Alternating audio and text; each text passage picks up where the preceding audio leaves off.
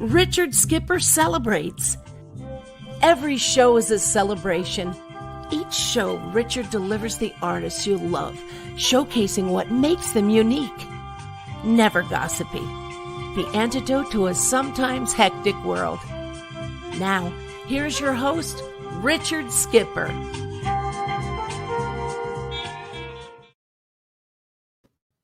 Happy holidays, everyone. And I spell holidays, HOLLYDAZE.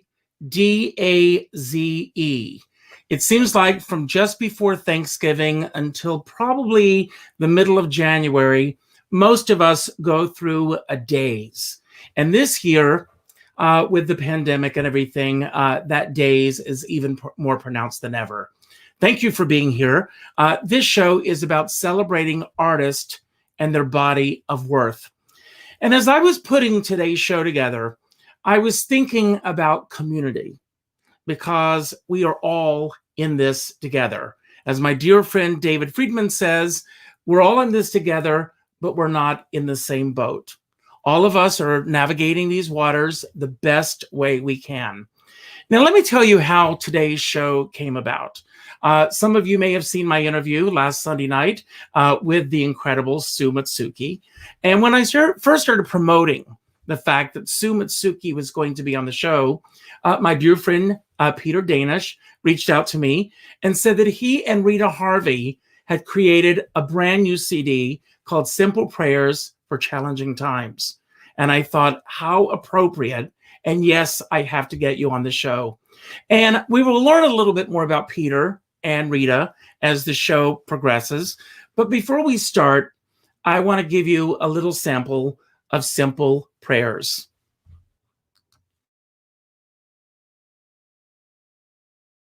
Sing, sing something softly.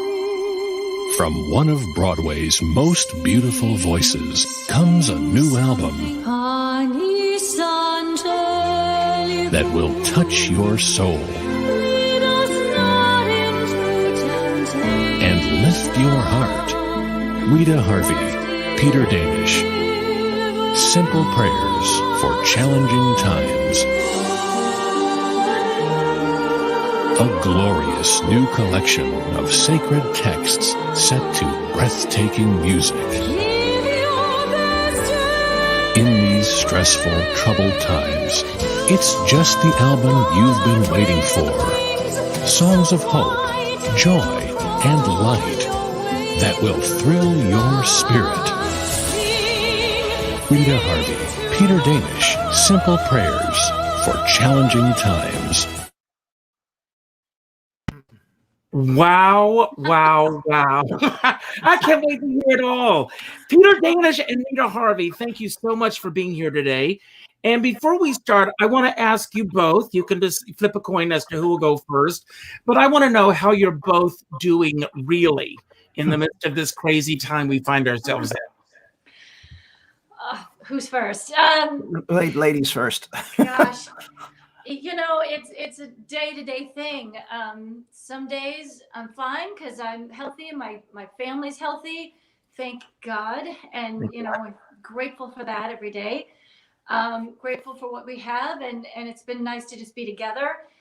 And other days I'm really, really sad because we haven't been able to do what we love to do. And because we have lost friends. We know people who have been sick and have passed away.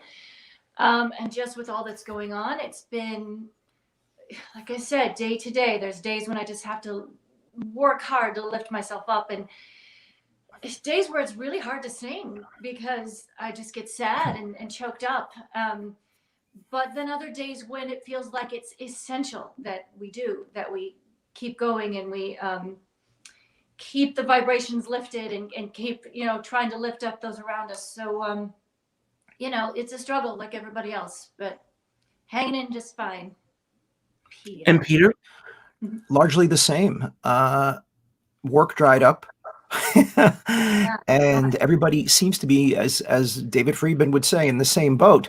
But you do what you can, not just, I mean, obviously, some of us are luckier than others in the sense that we're doing okay financially. And there's also another side to it, that we all know somebody who's in big trouble. Yeah. We all know somebody who's, fairly desperate, or we all know someone who has passed away. I know Rita and I know a half dozen friends in common that have passed away in the past year. It's unbelievable. In fact, I put a posting on Facebook. I don't know if you guys saw it, that when I was sending out invitations to this broadcast today, Richard, I sent them out to all my Facebook friends. And, on Facebook, you've got some very close friends, some peripheral friends, some acquaintances, etc. But it was still kind of shocking to go through the Facebook list and find that 18 of the people on my Facebook list had passed away this year. And that stops you in your tracks. And it makes you, first thing, it makes you grateful. It makes you grateful that you're still here, and it puts a lot of things in perspective. Excuse me for interrupting. Yeah. I'm getting a little bit of feedback from you. So if you can make sure that your sound is turned down just a hair. Mm-hmm. And while you're saying that, I want to say that I'm really grateful that you said that, because I think of what we've gone through this past year as a pause. It's a pause for all of us to reflect on what we had, what we have, and what we desire in our lives. Because I don't know about the two of you, but I feel that I'm eliminating that doesn't resonate with the positive energy that I truly need around me. Mm-hmm. Yes, absolutely. Yeah. Now, I want to ask you, and we're going to get to this incredible CD in a few moments, but beyond the CD... This is hot, Richard. Yes, I know it. The costume has to go. Yes. But beyond the CD, how are each of you keeping creative during this time frame? Because I'm hearing some people say, I can't wait for my life to come back. Mm-hmm. And my thought to them is, this is your life. This is what we have at this moment, and we have to truly take advantage of this time. So with each of you, how are you managing to get through this creatively?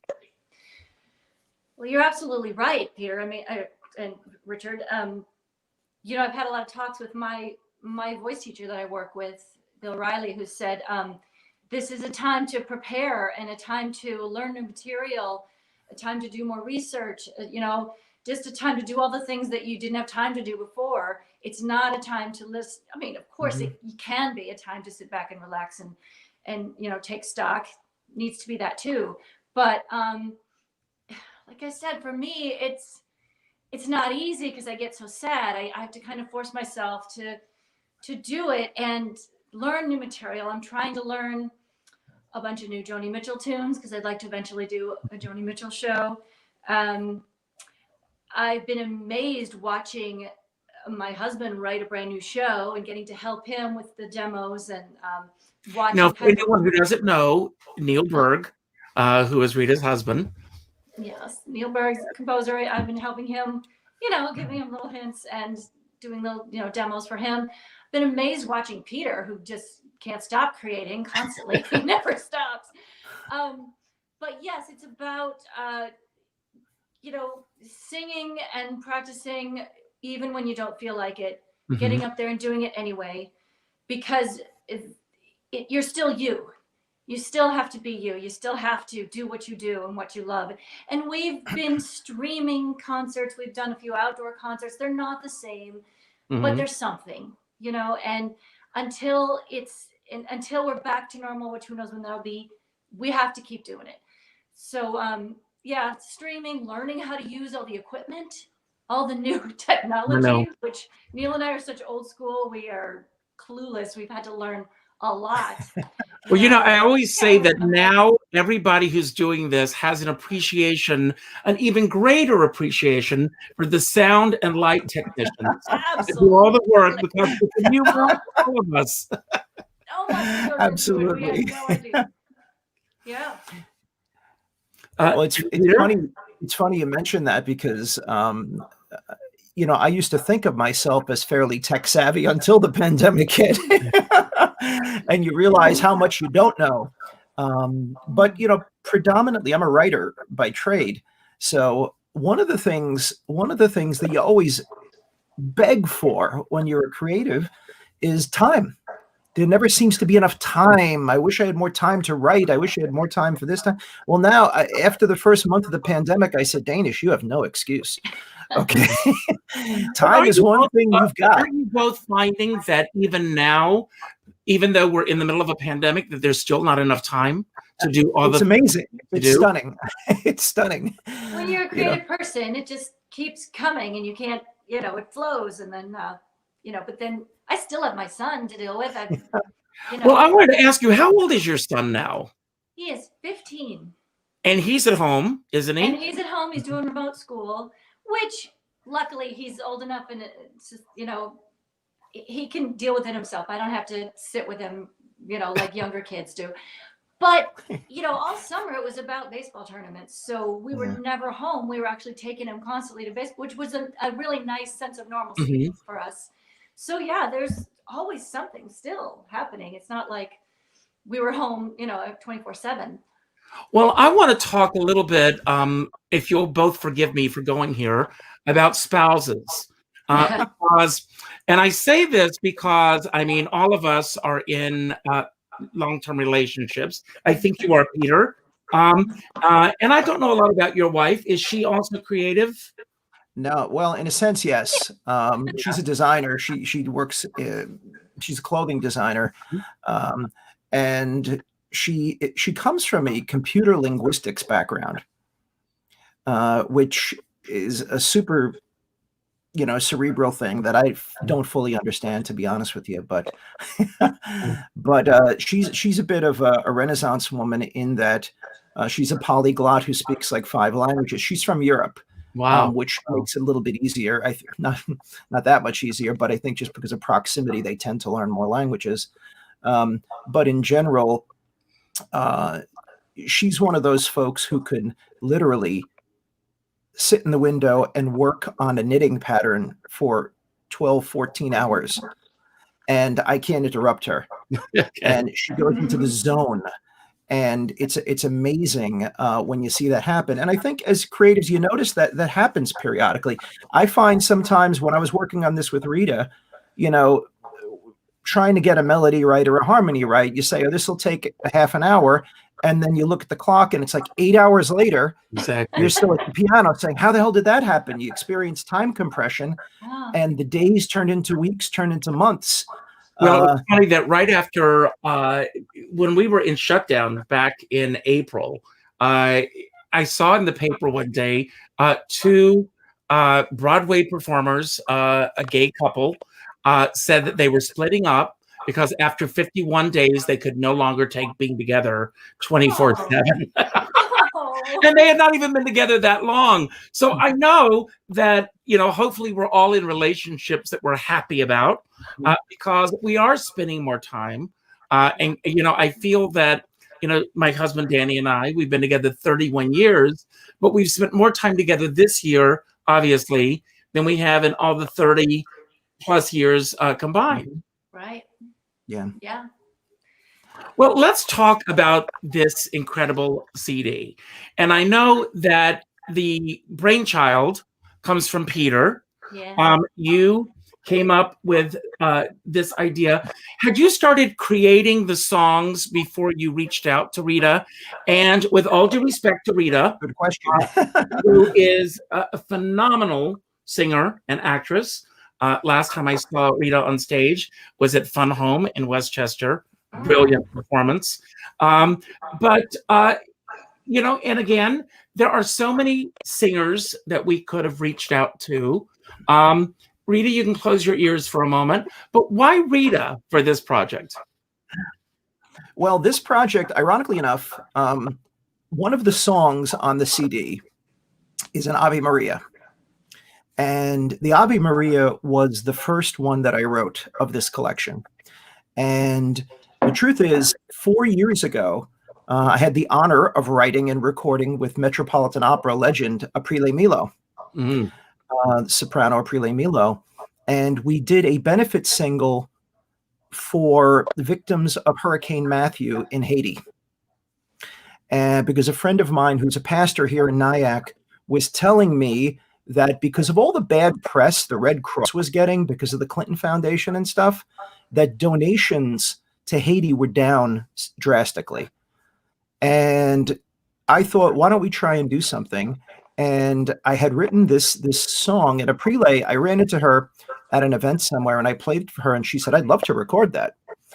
And we did it and we put it out there, and I learned a lot about Pandora and Spotify and things like that. I just heard the song in the Palisades Center Mall a few weeks ago playing, thinking, well, there's another 1/1000th of a cent we just earned.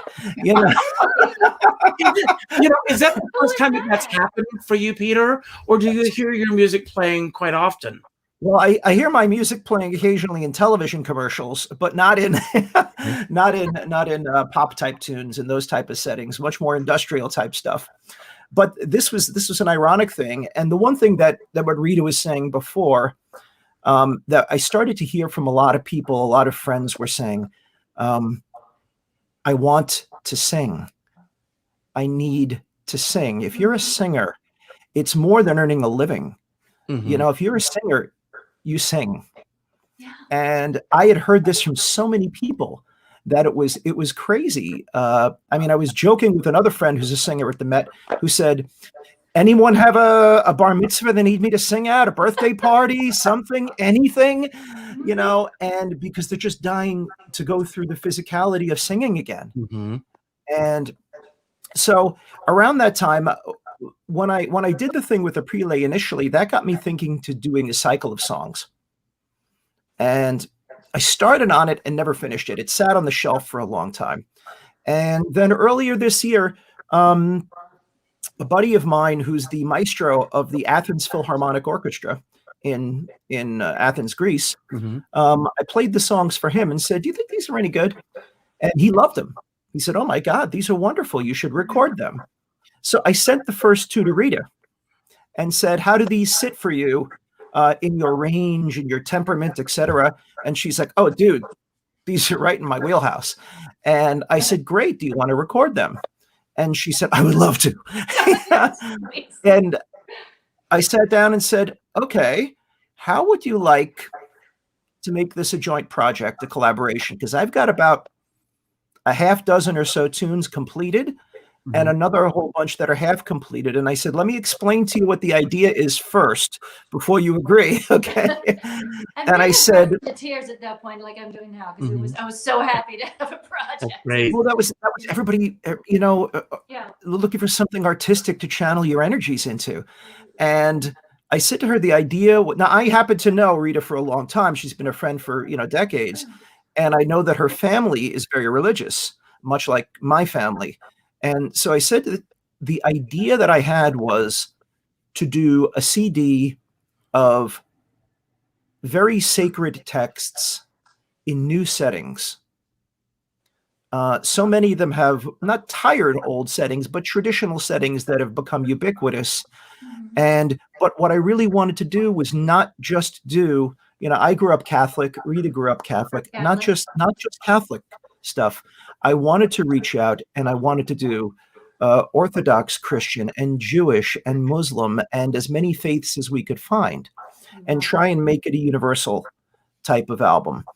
What I learned very quickly was it's not as easy as you think to find them. And a lot of the prayers did not lend themselves. There's in the eons, there's usually a reason why someone didn't put a beautiful poem to music. It's usually because it was very hard to do. And what I found was it took a lot. It wasn't even so much the writing, it was the homework finding texts. And if you took the trouble to find the right ones that had a certain musicality to them already, that made it a lot easier. And Rita was just, one of the things about Rita, I always personally loved the more classical side of Rita's voice, her more traditional soprano style. Yes, she does Broadway and she can belt and she can do all these other things, but the purest sound I've always felt she milks that real crystalline glimmering, glistening sound that I love is her more pure soprano stuff. And that was sort of where these songs sat. So I kept bringing them to her one by one, sometimes two at a time. And each one she demoed, she knocked out of the park. And she also, aside from just knocking out of the park, she brought such an enthusiasm and an energy to them that you can't ask for, that people just have. And working them and recording them, we did the whole thing in what was it, Rita? 4 weeks? Wow. Just about, Start to finish. Are these songs that you had in your wheelhouse already, or did you write all these songs since the beginning of this year? I would say there are 11 songs on the CD. 2 or 3 are probably several years old. The Avi Maria I wrote in 2016.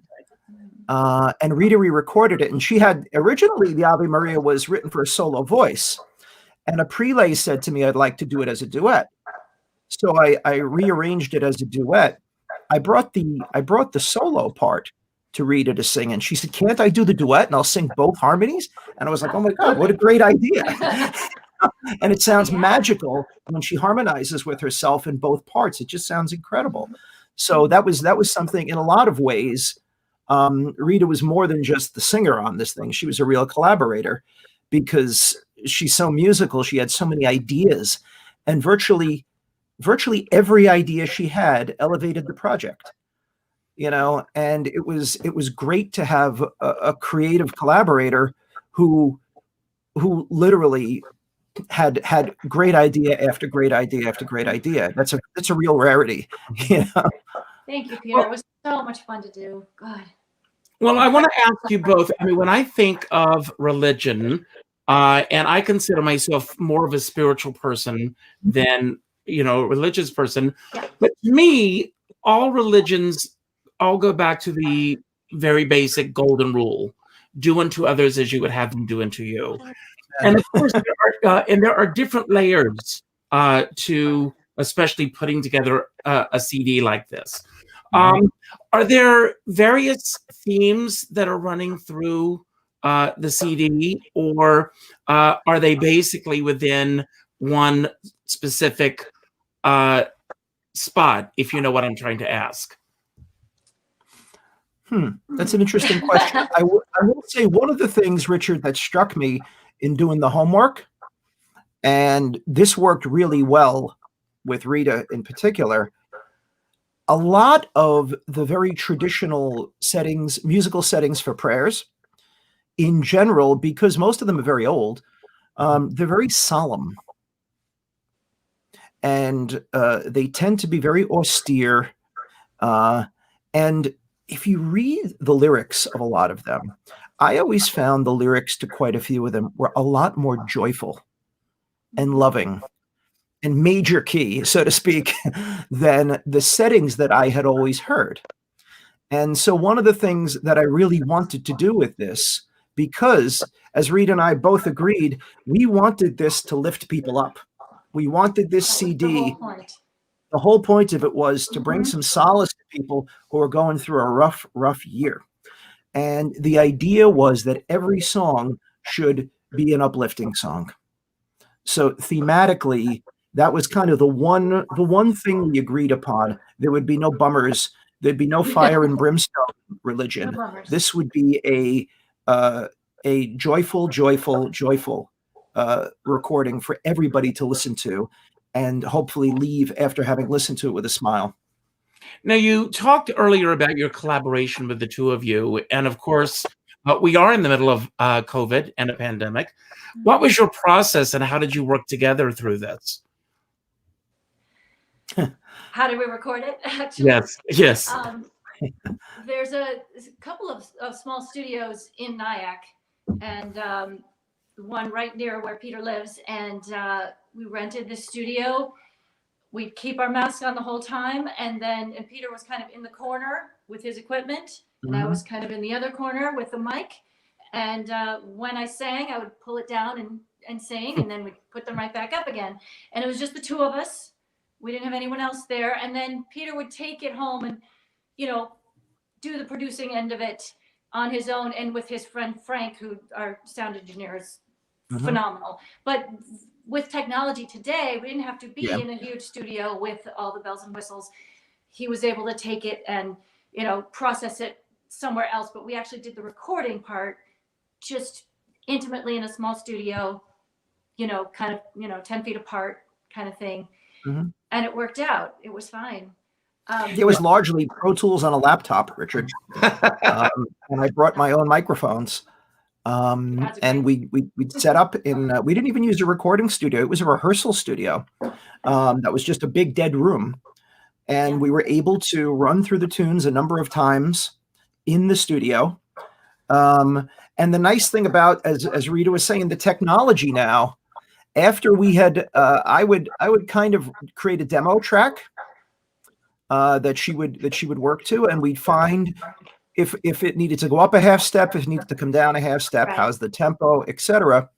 And you know, you do that to the extent possible before you get into the studio. Mhm. And you know how it works. Sometimes you get into the studio and it's still not perfect. But this is something that we're very lucky about in this day and age. You can go into the recording software and let's try it 5 beats slower per minute and see how it sounds. And sometimes you do that. And let's try it 2 beats quicker. Let's try it a half step higher. Because I'm not a singer by any stretch of the imagination. And one of the It doesn't difficulties, stop some people. yeah, but what the difficulty I have, Richard, is that knowing exactly where the sweet spot is for singers is a gift. And it's not a gift that I always have. And unfortunately, I've been told by so many people in the studio, why do you set it here? That's terrible. It's right in the passagiato. What are you doing to me? I'd rather you made it even higher rather than leave it there. That's a bad note. He's And always sending me songs saying, how's this, you know, how's this key? And it's always like, well, I can hit the notes fine, but it's not about that. It's about where does it shimmer? Does it say just the right thing? If you set it low, it says something different than if you set it higher or in the middle, you know. So it's about what are you actually trying to say with this song, and how do you best do that with your voice? We had a great time doing that. It was fun. He would send it to me, and then I would sit with it for a while and work on it. And you know, we had originally talked about the actual vocal style we were going for. You know, he had said, you know, soft and breathy and whispery kind of, and you know, almost Enya like, which I'm a fan, so that's great, you know. And it took a while to kind of whittle it down and get to that point, but then also add that uplifting that Peter talked about. So it didn't end up breathy, it ended up more prayerful, but with, as you know, Peter, Richard, when you sing in a small space, it can be so small and intimate and vulnerable, but then have just layers of meaning underneath all that. And I think that's what we ended up with rather than having, you know, singing in a great big huge concert hall, which I'm used to. You know, I had to kind of distill it down to the small essence of it, but then still have that shimmer and that upliftingness in it. So I found myself singing in front of the mic like this, just kind of holding myself in and really thinking about the words. And then I realized, oh, I'm praying. You know, do you remember that, Peter? I was like this a quite lot often. of the time Yeah. as I sang, and it kind of gave it the vocal quality that it needed, you know. So it was Now, great discovery. Richard, the fun thing is when you're dealing with someone who is, you know, Rita's training is in opera. Okay. So, and when you're recording opera voice, it's a different set of circumstances than you were recording an intimate, a confessional type of tune. And I'll tell you that probably half, if not more than half the tunes were rearranged on the spot in the studio based upon what worked nicely. And, you know, Rita would say, could I try this one in a whisper? You're actually reading my mind right now, because I was going to ask you, Peter, how much of the music conformed to Rita's style of the way she sings, and Rita, how much did you conform to what Peter had put down on paper? What's cool about that is that we both grew up singing in the Catholic Church, and so we knew that kind of style. And I sort of knew what he was going for in that way with some of the more hymn-like songs. But then he'd say, okay, now this one can open up a little bit more, you know, and then I would get a little more Broadway into it. Or the last tune, Invitation to Sing, he would say, okay, go ahead and use your classical, you know, I'd have to stand way far away from the mic. Blow it out. You know, blow it out. So it was fun to be able to use all kinds of different styles according to what the text needed.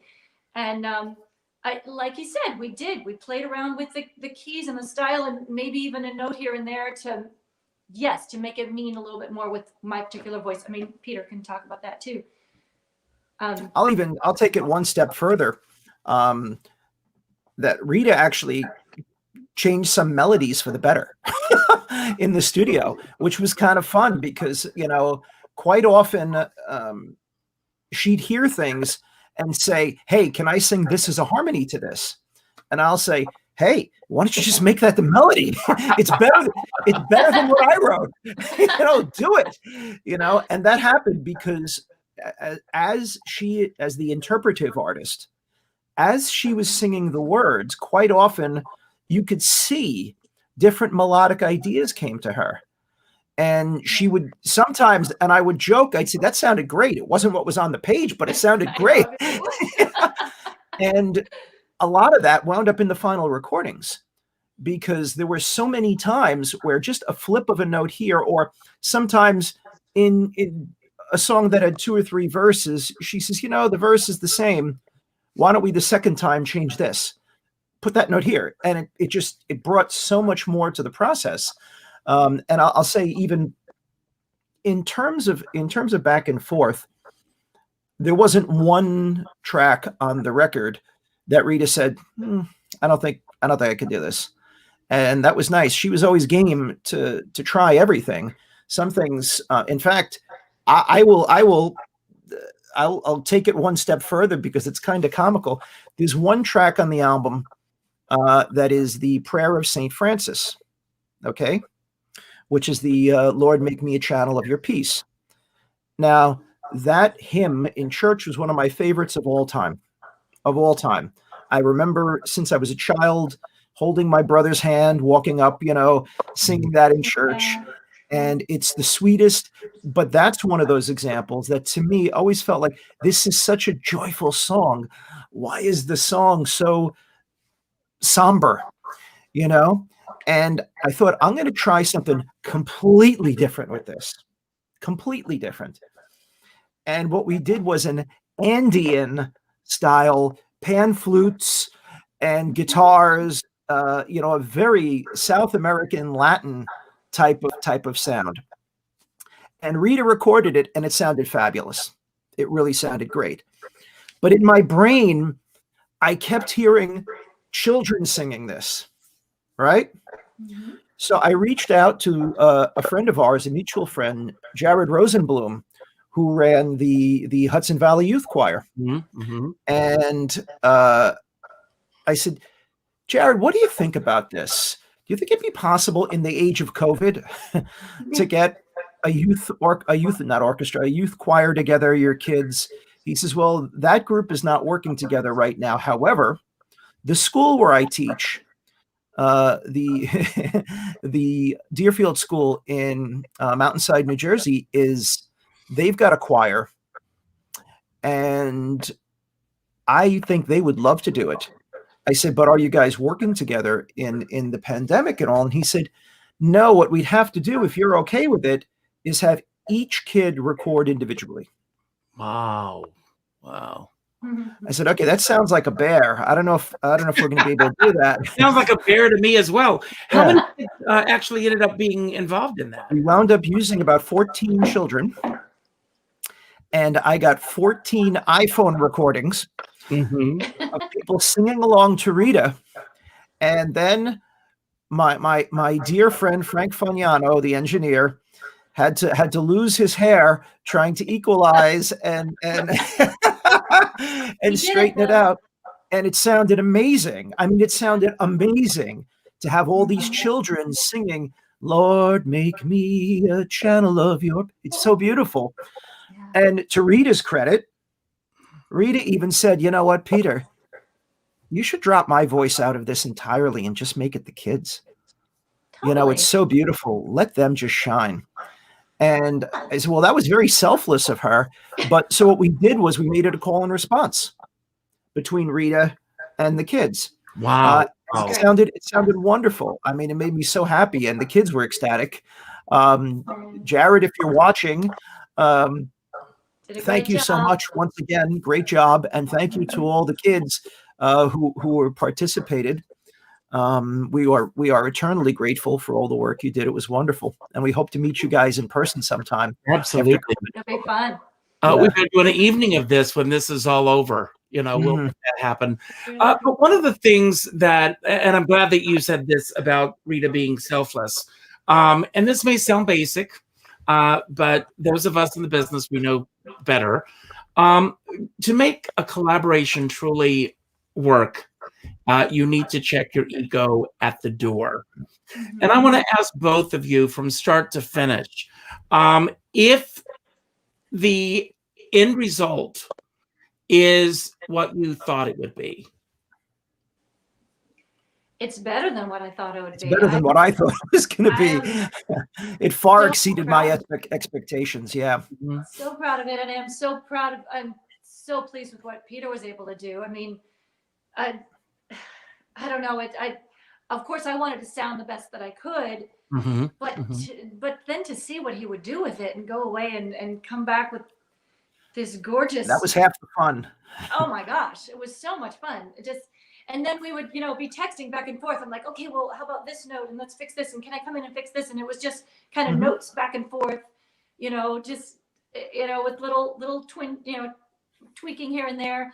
And then, okay, I guess we're done. For me, it's hard though, because I want to fix this. I want to pitch correct everything. And I want to, I want to redo that and redo this. And I have to let go at some point and say, no.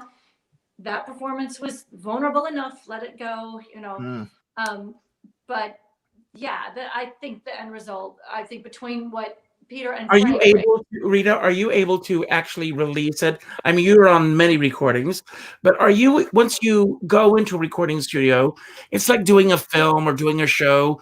It's out there for the world to see from now on. Are you critical of yourself after the fact? Yes. Oh yeah. Yeah. And how do you let go? How do you let go? It's hard. Sometimes I'll listen to it. It depends if I'm listening to it on my phone, if I'm listening to it in the car, if I'm walking somewhere in headphones, I would listen to it in various ways while we were, sending notes back to each other. And sometimes I'd be like, yeah, I think I did pretty well on that one. And other times I'd be like, oh God, please let me redo this. Please. Oh my God.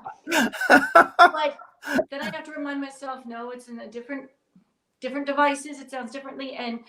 And I know I'm in good hands with Peter and Frank. They're not going to let something that doesn't sound good go out. And once again, I have to remind myself that, yeah, it's not about it being a perfect performance. It's about it being a impactful and meaningful performance. So it's about, okay, so if that pitch is just a little bit, or it's not quite what I thought, but what I meant to say comes through, then I gotta let that go. So there's a couple of things in there that I think sound really kind of, I don't know, not strong, but it needs to be not strong there. It needs to be more vulnerable. So I just was like, all right, we'll let it go. Yeah, but Richard, I will tell you, it's funny. It's funny. This is we could probably do an hour on this subject alone. Because it's such an interesting thing that we had, in some cases, several emails about a single note where Rita's like, I'm flat on that note. I go, Rita, I'm looking at it in Pro Tools. You're right smack in the middle of the pitch.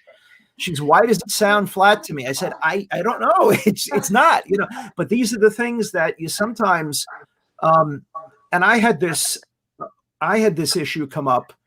I changed the arrangements of a lot of things kind of halfway through the recording process, because what I started to see was, I got to backtrack a little, but I mentioned that song I did with Aprile Milo 4 years ago.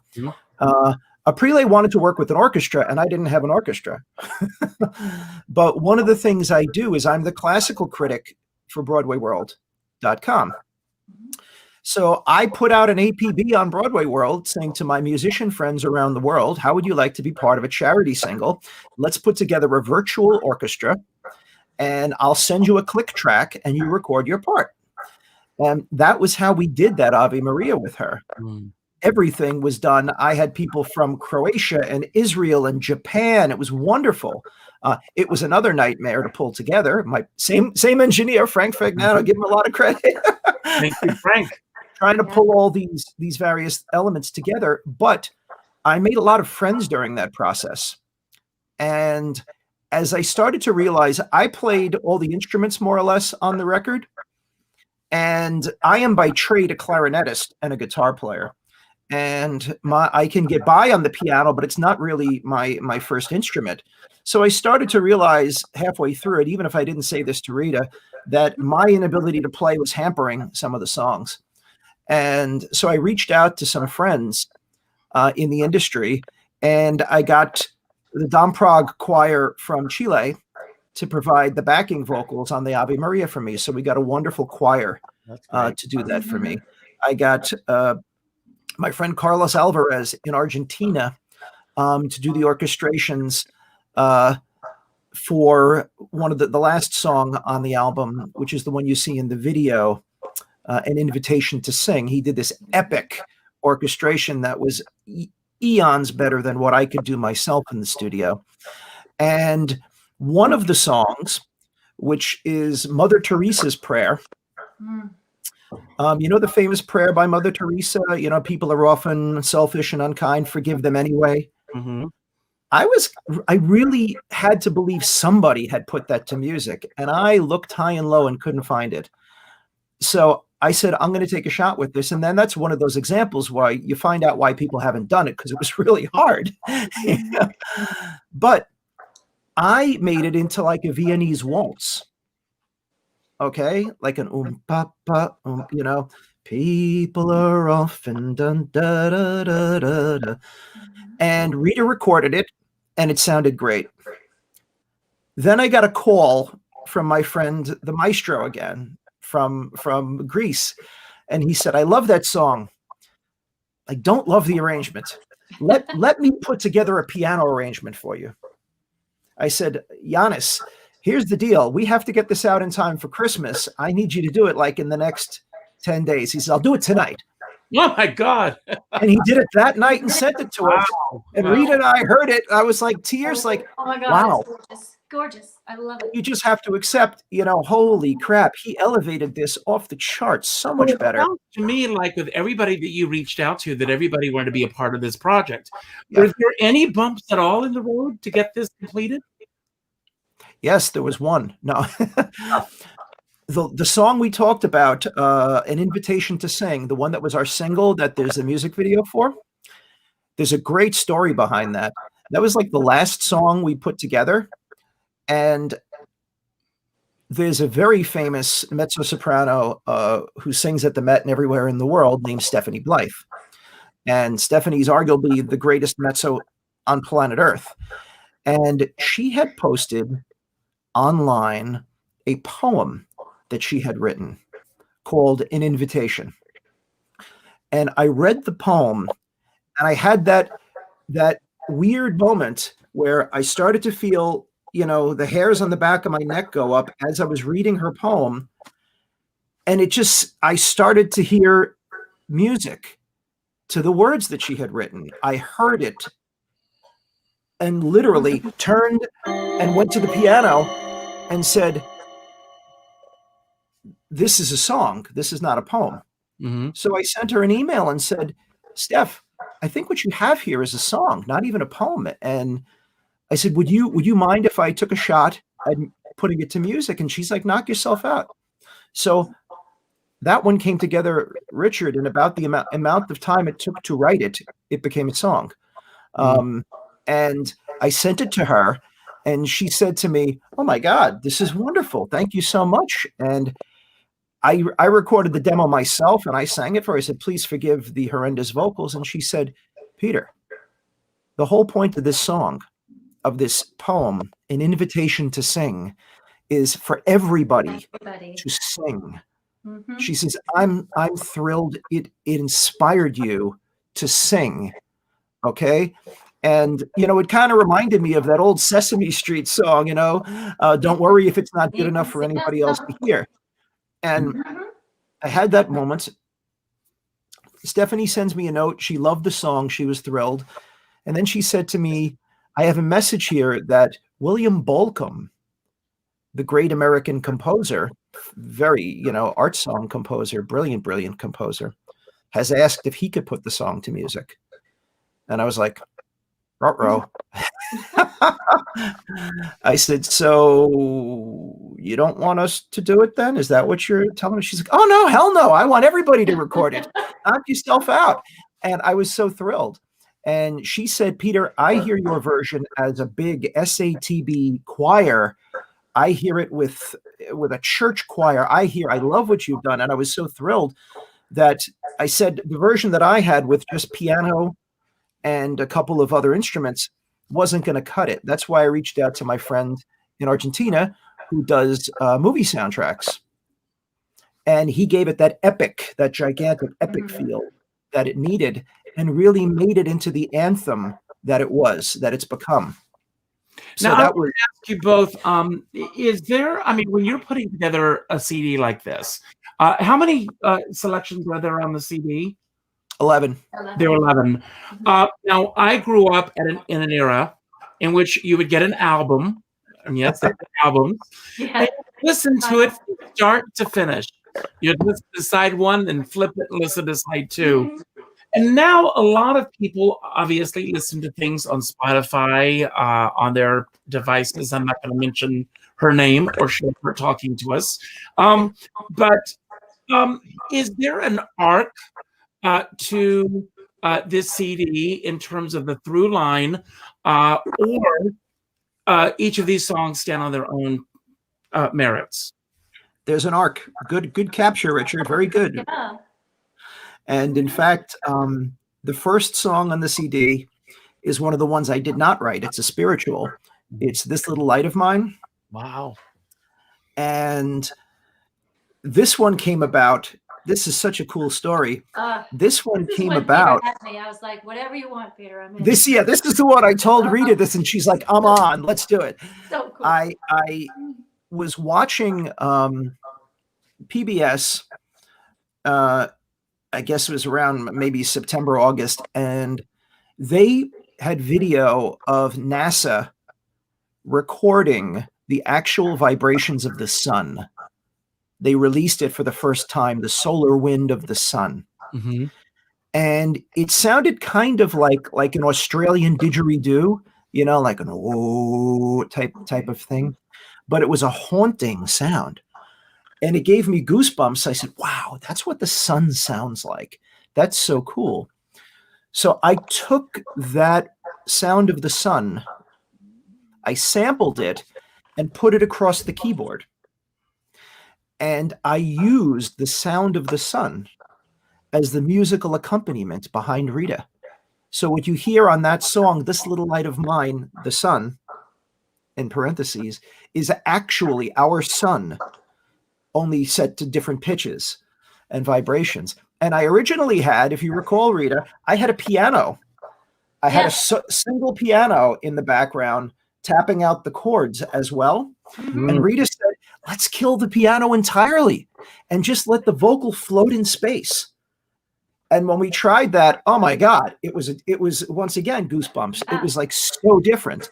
I just imagine seeing the sun as a star from far, far away, and it's a little light, and it's our little light. It was an amazing idea. I love it. And taking the piano out took it away from being just another version of that song, and made it into this like hymn to the sun, which was really, really cool. Yeah. And that was a fun one, because that one I asked Rita to do the whisper again, the urgent whisper type thing. But that got pretty high. And to do an urgent whisper as you get higher isn't the easiest thing in the world. So we tried that. yeah, we tried that 15 different ways. Let's try it belting. Let's try it full blown. Let's try it with just a whisper. Let's try a combination of the two until we found the happy medium that it's kind of a whisper until the final verse when it gets a little bit bigger and a little broader. And it just worked beyond our imagination. It was so terrific. We were really, really happy with that one. Excited about that one. And it also, as something that everybody knows, well, most everybody knows that one. It's pretty popular spiritual. It's a good entree into the record. That people hear that it's a familiar tune in an unfamiliar setting. Well, and it can be very meditative because it's just suspended in space. So. Anyone who knows anything about how Christmas or holiday music is created, most of those albums are done in the summer, and to have created this CD in the midst of this pandemic that we've been going through. The question that I have for both of you is that when it comes to religion or spirituality, people either are on board or they're not on board. And how do you find an audience for this CD beyond what you would consider your core demographic? By that meaning just religious or Christian or whatever. As Peter has said, I think there's a universality to all these. We wanted to include something from the Jewish tradition, from the Muslim tradition, so that religion, however you feel about it, there's a core spirituality underneath it that needs to be seen as the universal. And I mean, I same as you, Richard, I feel very spiritual, not necessarily religious anymore, but very spiritual. It's a big part of my life. And I think by bringing in different traditions from all around, it can speak to that, just the spirituality of it. And that's something that we need right now, I think. Even if you are religious, I think you'll love this CD too, because it absolutely honors and pays homage to that. But if you aren't necessarily, but you consider yourself spiritual, it absolutely still is something you can meditate to, something you can, just tap into the deeper meanings of those religious texts, So I think that's where we're going, is the kind of underneath it all into the spiritual part of it. Peter?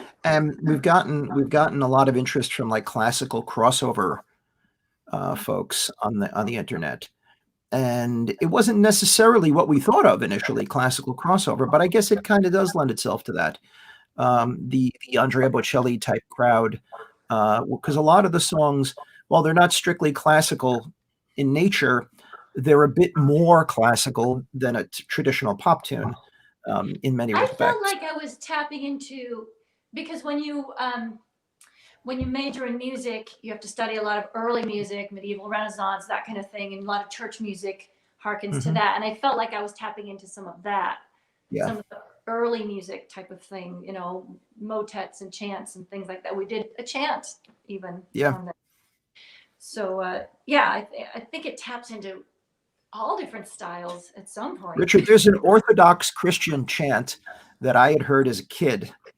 Okay, that's 1,000 years old, called Slavite Gospoda, and it's Psalm 131. And you typically hear it sung by Orthodox ministers, by double basses, guys with long black beards going, oh, and I played it for Rita as sung by a women's choir or from Bosnia. And I said, wow, I had never heard it sung by women before. It's so beautiful. But they had the men's basses behind the women. And I had this crazy idea. I said, Rita, why don't you sing all the parts?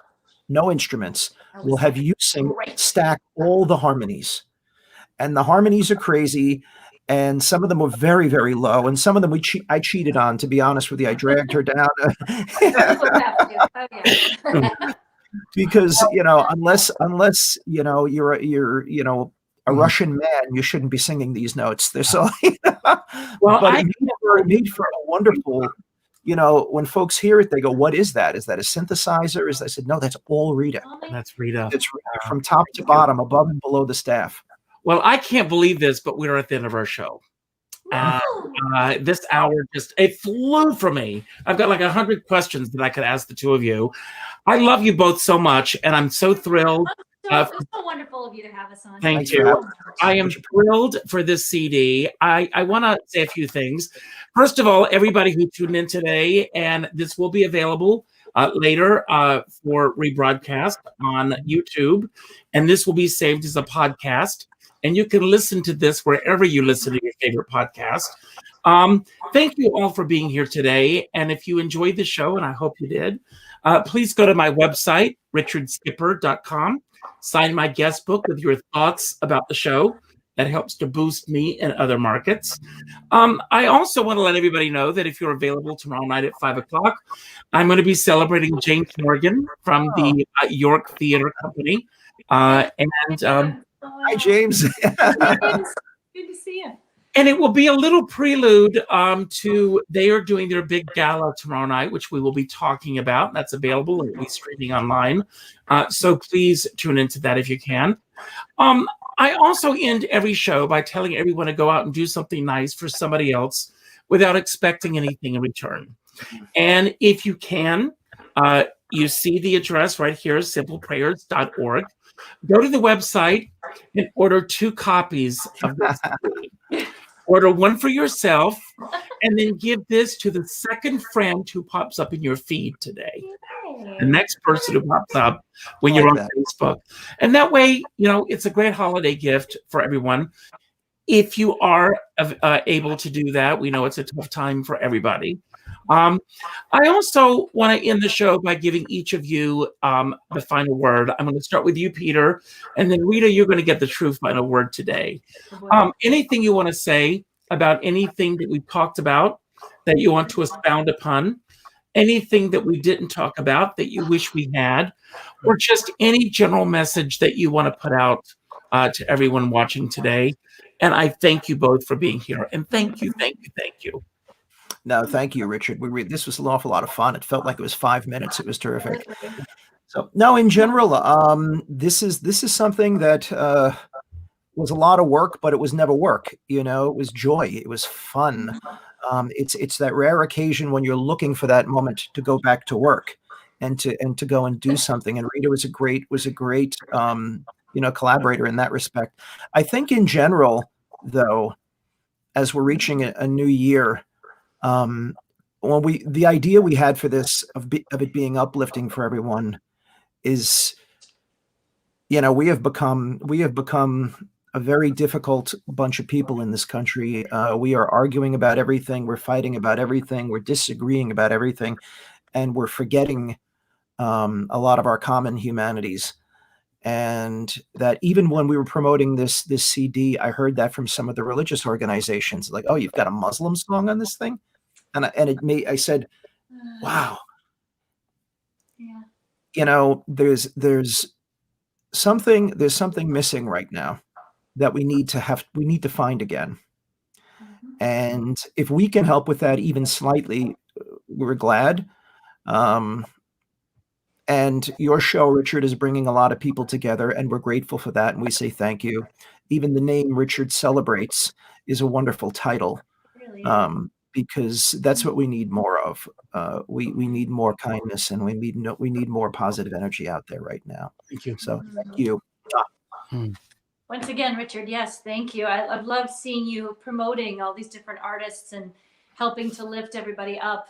You always have, but during the pandemic, it's been wonderful of you to keep doing that. I've seen several of your shows, and it's been, that's why I'm so honored right now to be on it. So thank you. Thank you for celebrating. And yeah, to what Peter was saying, we need to find the common humanity. And that was the reason to have the Muslim song in there. It's from 2 Rumi poems that Peter put together. And the thing about Rumi, Rumi is, I don't know how much Rumi poems that you've read, but they cut right to the heart of the matter. They're so down to earth. They're not highfalutin and flowery. They're just they just tell it like it is. And And it's so about human beings, you know, it's about all humanity. We just need to get back to being kind to each other and to be good to ourselves, and as well as everyone else. And so it had nothing to do with it being Muslim per se. It was about these beautiful poems and what they mean. And I want to say to all the artists out there, keep going, keep creating. It's, you know, hang in there. Let's all support each other the way Richard has, the way we're all trying to do. And we really did mean this album to be a love letter to everyone. I've given it to several of my neighbors who on my street, I have neighbors who I adore my neighbors. No, excuse me for interrupting, but what do I need to do to get an autographed copy from both of you? Sorry, Richard, you couldn't afford us. We'll drop some off. No, I was gonna say, I'll drop one off. One two will of be my in the mail. neighbors who were on the opposite end of political spectrum, and yet we adore each other. We still are able to talk, and they love the album, and it's been a nice kind of bridge there. So I hope it can be for a lot of people. Mm-hmm. Love you both very much. Thank you. Thank you, Richard. Happy holidays. Happy holidays, Richard. Put Santa back on. Yes. And there you have it. Yeah.